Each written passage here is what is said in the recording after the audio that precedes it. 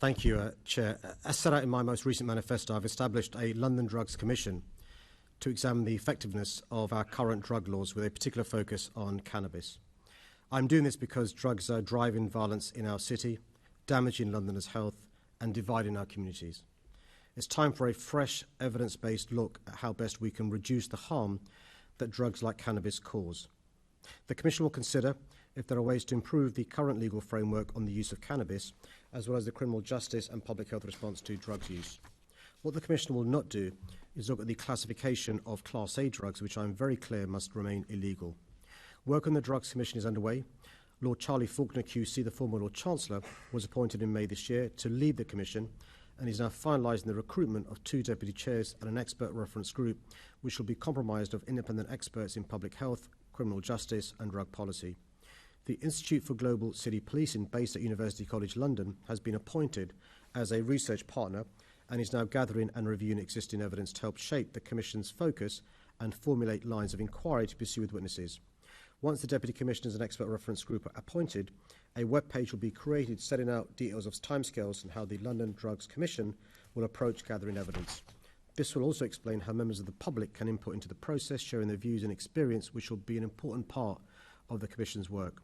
When the Commission's work has finished, it will make a series of recommendations for City Hall, the government, police, criminal justice and public health partners. I expect these recommendations to provide an evidence base on the complex issues surrounding cannabis use. The government's drug strategy acknowledges the need for robust evidence to inform a national debate on how best to tackle addiction and provide effective treatment and recovery systems across the criminal justice and public health sectors. The Commission will provide evidence from London, and I hope its findings will help inform the debate on this important issue. Thank you, Mr. Mayor. My question was, when will your Drugs Commission start work? So what you've done just now is you have outlined all the things that were in the press release back in May, but it hasn't really taken us forward any further. And so what I'm wondering is how long we've got to wait for this commission to actually get started. It's really urgent. People, and disproportionately people who are black, are being criminalised through the current policing of cannabis. So yesterday at Police and Crime Committee, I was really glad that the new Met Commissioner agreed with me about the benefits of deprioritising, arresting and criminalising people for possession of cannabis. He said it's a no-brainer and that diversion generates high victim satisfaction and lower recidivism. And I quote, he said, if you've got both of those things, why wouldn't you do it? So, Mr. Mayor, will you work with the Met Commissioner to take this divert approach forward London-wide? So Chair, so the work's begun, so the research's begun. I mentioned the university involved. They've already begun gathering evidence and reviewing existing evidence from UK and several comparator jurisdictions around the world. There will be a web page published soon. The drugs diversion project is not new.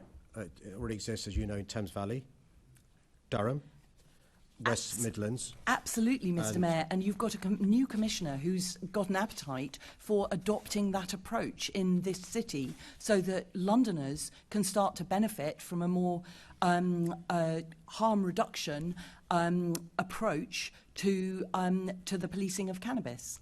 I think we're in danger, Chair, of conflating the Drugs Commission with a potential pilot programme that the member is referring to, and they're two separate issues and stuff. And so I think the pilot programme is some of the stuff we've talked about in relation to West Midlands, Durham and Thames Valley. To give some credit and breathing space, so he's only begun 3 weeks ago. He's been a bit preoccupied with other issues, and you'll appreciate that drug diversion is not at the fore of his mind, nor indeed mine.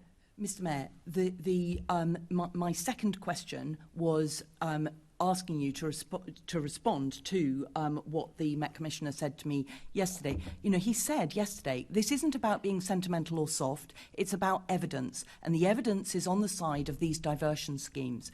So the Commissioner said himself yesterday that the benefits for non-white offenders were even higher than for white offenders. So will you will you discuss this with the new Met Commissioner, even though because your Drugs Commission, you know, we're still waiting for something on a website you told us about the University College stuff back in May. It really feels like it's stuck, like it's not moving forward. So, Chair, I spent a lot of yesterday at a TfL board meeting whilst the Commissioner was in the Assembly, and it's put to me today to respond to the points the Commissioner made yesterday that I wasn't privy to. So, look... Mr. Mayor, OK, let's move on.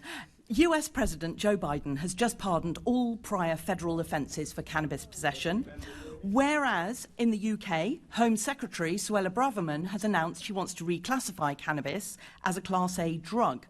Are you with Joe Biden or Suella Braverman on the policing of cannabis? I think, to be fair, which is unlike me, Mr. Mayor, they're out of time. Mr. Mayor, we've got to have an answer to that one. You don't need to answer the question. Biden or Braverman?